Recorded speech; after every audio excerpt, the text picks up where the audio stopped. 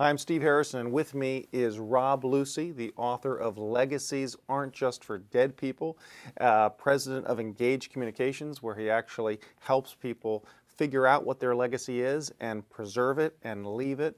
And Robb, welcome. Thank you very much. Nice to be here. You know, you have just a really special thing that you do here in both giving this message about legacies. Let's talk about that. In your mind, what is a legacy? Well, it used to be, if you had a nice polite dinner conversation with friends around the table and you said, if you went tomorrow, what would be your legacy? Most people end up staring into their Brussels sprouts because they just haven't had time to think of it. We've got the kids, we've got the job, we've got that sort of thing. And then most people think legacy has something to do with money and death, packaging up your resources to leave to the kids or something like that. I'm trying to change that because the financial industry has even said they've stolen the word legacy. Well, we want to get it back. And legacy then becomes something that you can create now. Don't wait till you're gone. Don't try and find out what your legacies are from your eulogist, which is just a little bit late. Create your legacies now so that, and my definition of it is that what you create connects you to people. It uses your signature strengths. It makes life more memorable and more purposeful. It gives it more purpose. And darn it, you're just happier because you're using you and you're creating stuff that connects you to other people, and it enhances everybody's lives. And the nice thing is that when you finally go in 30, 40 years in the case of us, you're leaving something behind that's still going to affect other lives positively. And that kind of puts a legacy smile on your face. So create them now and enjoy them now, and know way down the line, they'll continue on after you've said goodbye. I love that. And I love that question. I know you mentioned it in the book. Give that question again that gets people thinking. You say, if you were to go tomorrow. If you were to go tomorrow, I guess, what would you leave behind to continually enhance lives? Yeah. And there's lots of examples, and I've got lots of stories in the book in a variety of categories that tells how to do it, and the why to do it is simply because you want to lead a more fulfilled life and you want to be connected to more people and you want to be happier. And what's great about what you're talking about is it really gets people now to live, to be fully alive. It raises their awareness of what are they doing on a daily basis. And as we get into the how to create the different kinds of legacies, I would say in three chapters, within 3 chapters in the book, you, Steve, in your case, you could create the most important legacy you could ever give your family. And that's just 3 chapters in, and it would take you about an hour. Wow. Okay. So, and let me tell you about that. I've broken up the book into 3 areas. One is called Tell Your Story, which is about you. One is called Gather Their Stories, which is about them, and I'll talk about that. And then one called Create New Stories. So the first one called Tell Your Story. A lot of us don't really assess the drivers that may help make us our decisions, our values.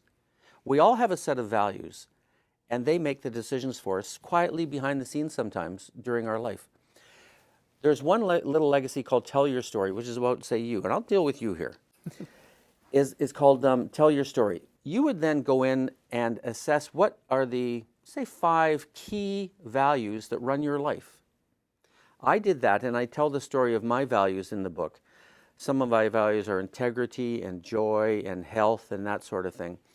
And I went in and told a story about each one of those values. And so this letter, called a legacy letter, says, here's Steve's values, 1, 2, 3, 4, 5. Here's Robb's values, 1, 2, 3, 4, 5. And here's a story about each one of them. A quick story, if I could. Sure. One of mine is integrity. Integrity keeps rising to number 1. It makes some sense to me anyway. And I was told, I got a call from a friend, and his wife was suffering from breast cancer, and she died that morning. And he said to me, can you be at the funeral on Thursday and be a pallbearer? And I said, I can't, because I really think this is more important. I go climb this mountain. I planned on climbing a mountain. I said, and they're a Catholic family, and I said, I'll take a crucifix up to the top for Kathy. He said, that's great. So I got there. We climbed for 5 days. We were making the ascent the last day. And we had to jump over this crevice and climb up this 40-foot wall, this 45-degree wall. And I was absolutely drained. I had nothing, 0 left. And then I thought, if I had to give this crucifix to one of the other guys and carry up there, my word would be broken. I didn't take it up there. I jumped across this thing, clamped myself onto the wall with my axes and pitons, and climbed up and got I put it down there. I got back down. I broke out in tears because it was hard. but I felt good because integrity was what I wanted to display. I wanted to say, no, I promise this, I'm going to get it done. So I would tell that story about that. I would tell another story about some other values. And put that into a letter and call that your legacy letter. It's the simplest legacy you could ever do, but it's a powerful legacy for your family. You can imagine if your kids and family and extended family read that. Yeah, and many times, I think everybody watching this, they've got key things that have happened in their life that illustrate or really, frankly, form their values, Yeah. and they've never shared it, or they certainly haven't shared it in a way where now future generations, grandchildren, right. and everybody gets so busy, and I think it's kind of an overwhelming concept. What I like about what you're doing, both with your book, with your company, with your speaking, is you're making it easy for people. Yeah. And whether the legacy is preserving the story, writing a book, but your whole message, I think, is, and one of the reasons I think so many conferences like having you is that this is an empowering way to live. Yep. To just think about, what am I leaving behind? So talk a little bit about gathering. I think, is that the next phase? Gathering your story. So we had Tell Your Story, which is about very personal, as we just discussed. Gathering, I've got a picture of my great-grandparents who came from Ireland in about 1870. Some ended up in Ontario, some in Philly. But I don't know how they lived. I've got a picture of my great-grandparents, and I would love to have had a letter or some sort of documentation to say, here's who we are, here's our lives, here's carving out a life in this Scrabble land, this awful land we're in. Just give us a sense of who you are. Well, we didn't do that because 1870, they may not even have been literate, but we have the ability now in our world to gather stories of gathering Grandpa or Grandma or Uncle Jane or weird old Uncle Charlie, to gather their stories in a digital sense, and it'll go on down the line through our descendants, way down the line. Yeah. And so what we do is help people gather those stories. But you know what? There's a lot of excuses made that we can't. I can't. I'll say to somebody, why don't you gather Uncle Charlie's? He said, well, I don't have enough time. Well, let me run through some of the excuses I hear. Sure. Don't have enough time. Take an hour. Take an hour and talk to Uncle Charlie. I was an experience on a cruise ship one day, chatting with this man who was 20 years older than me. He started to talk, and I said, have you told this story to anybody? He said, no, I don't think anybody. Nobody wants to take the time. Or do you want to take the time? He said, well, I ran down to my cabin and got a little audio recorder, and we sat there on a cruise ship, sitting there with the ocean going by, and talked to him for an hour. I taped it for an hour. A fabulous story of his war experience. And then I just gave him the chip and said, now you've started. You've taken an hour. This story will be hugely important for your family. Wow. The second one's excuse, Steve, some people use, is I don't have the skills to interview Uncle Charlie or Aunt Mame. In the book, I show you one question. You need one question. I'm a former journalist, and I worked around the world, and there's one question that's all you need to drag out the stories that lay there wanting to be told, and I'll tell you how to get that done. Some people will say, you will go to Uncle Charlie or the person, and they say they don't have a story. Well, my example of the fellow on the cruise ship was he didn't think he had a story, but he came out of it, and he was so enthusiastic to tell it. Most people have never told one of their stories and said, I could say to you, tell me about high school.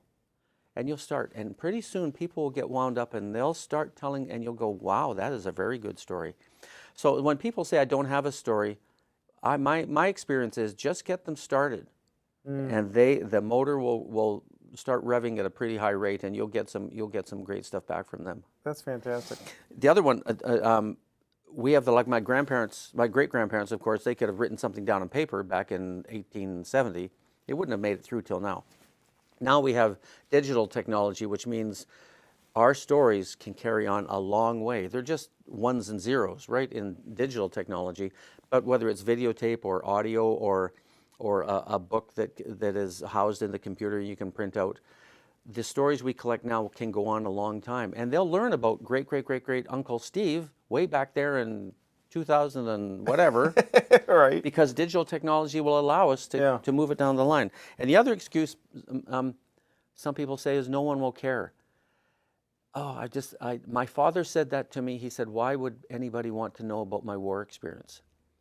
I said, Dad, because it's a story, it's part of our life. I then ended up interviewing him for 2 years, and we turned it into a book, which we launched in front of 500 friends, and it was a remarkable experience. He'd never been a writer before. He'd never been a storyteller before, and he wondered why people would be interested. Well, we were very interested. 500 people were interested. So it was. There's lots of excuses people use. We've countered them all.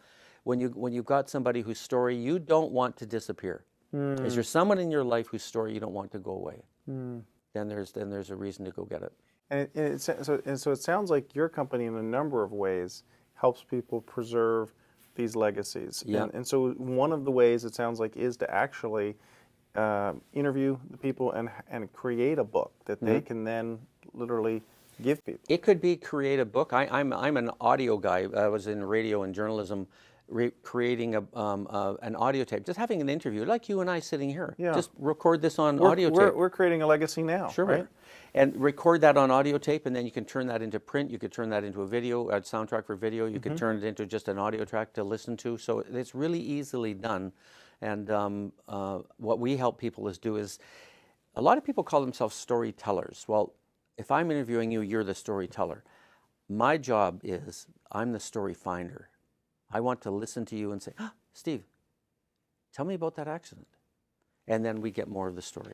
And I think that's one of the nice things, is because, certainly people can do this on their own and make some real progress. And that's the value of the book. I think the value of your company is that you're really good, and your team is really good at pulling out of people the stories that they didn't even realize people would be interested in. Yep, and it's so neat to watch the family listen or read. Wow. Their reactions are, once the stories are out and placed in audio or print or something, it's an amazing, it's just so neat to be part of letting those stories now breathe, see the light of air and the air of light or whatever, and be there for now for the family down the line. Well, I know as people are aging, we've got baby boomers that are aging. There's this whole idea of leaving a legacy, making a difference, sharing your story has just become more and more prevalent. I know you're getting invited to speak at lots of different conferences and seminars. Talk about that and what. Well, I'm gonna say, you say leaving a legacy. I'm gonna shift your thinking. I would say living a legacy. There we go. Because all we're creating, we're gonna create now. So we enjoy them now because they connect us to people. They give our lives more purpose. So we talked about telling your story, gathering stories. The third category I talk about is creating new stories, and that's the biggest area of legacy. And that is when you use your signature strengths. You've got some strong things about you. You've got your values, you have your skills, you have your talents, you might have some resources. What I spent some time in the book for is telling them lots of stories about how others have used their signature strengths to create legacies that go on and on. It could be from a corner garden. And I've done this. I've created a corner garden on our street, and it's called Legacy Garden. It was an ugly area, but it's all beautiful now. And if Robb disappears, they will continue it. Therefore, is it a little legacy of mine? Sure, it's a real simple one. To using those signature strengths to create an international charity. I've been involved in that too. It's all the same. Take your strengths, take your values, and say, hey, what would it be neat to create that would connect me to people and go on after I say goodbye? Yeah. That's a big category of legacy. And so what we do is the book helps in kind of isolating those for you and simplifying to say, no, I do have the tools to create some pretty neat stuff for my family, for my community, for my country, for the world. Love that. Yeah. I love that. Yeah. And I think that's one of the reasons why you are such a sought-after speaker, because this isn't just about preserving other people's legacies. This is about living an empowered life. You're bringing a lot of inspiration to people because you're helping them see different, just asking that question, what is it that that you can enjoy now that can live beyond you? It is fun, and as a speaker too, it's fun when you've got a room of 200, 300, 400 people, and there's a moment when it drops, and they're getting it, they're having fun. I've opened up some airwaves in their brain, and even just doing something as simple as the legacy letter, or saying that, no, I've got to go talk to Uncle Charlie because he's got some fabulous stories, or I want to create a little charity to help kids stay healthy on the streets. Whatever, it's fun to see these people go, yeah, I'm going to try that. And then when I'm signing their books, There's a huge amount of energy in the room that is, it's really neat to see. And if people, and then sometimes people say to us, well, I want to collect the story of Auntie Mame. Can you help us out? So we give them a hand in finding that story and getting it out and producing it so that the family can enjoy it. And as I say, it's really neat to watch the family's reaction to that. Well, as we wrap this up, Rob, is there any kind of final things you'd like to share with people? I think, Steve, what I'd like to do is change people's ideas from leaving a legacy, waiting till you're gone to know what your legacies are, to living a legacy. And living a legacy means using your values and your talents and your strengths and your resources to connect to people, to give life more meaning and more purpose, and to put a big smile on your face because you're happier. Well, listen, thanks so much for what you're doing. To find out more information about Robb's book, to find out about his speaking, his services, please check out the website.